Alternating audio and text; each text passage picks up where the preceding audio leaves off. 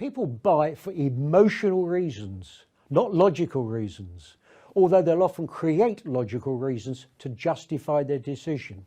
And you've done this often. For example, did you ever go out and buy a new pair of shoes when you had plenty already and your favourite pair just needed new heels or even just a good polish? But you bought a new pair because you just love new shoes and they make you feel good. Maybe you justified your decision with logic on the basis that if somebody saw your bright, shiny and expensive new shoes, you'd create a better impression.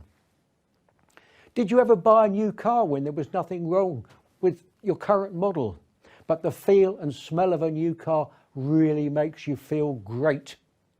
Perhaps you justified your decision on the basis that a new, more expensive luxury car would impress your clients and they'd be more likely to do business with you. My favourite definition of selling, which I wrote over 20 years ago, is this.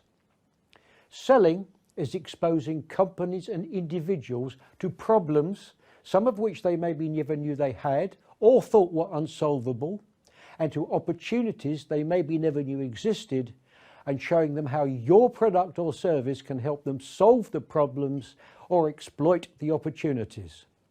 And of course, helping them to buy. In other words, asking for their business. They will buy when you can solve their problems and help them exploit opportunities. These are emotional reasons.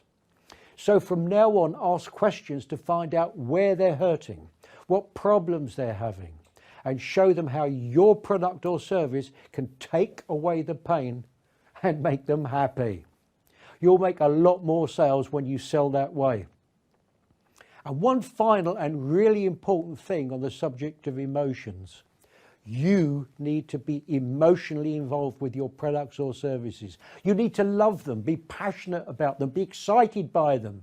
And then you'll naturally convey those emotions to your prospects when you're speaking with them. And they'll buy your emotions too.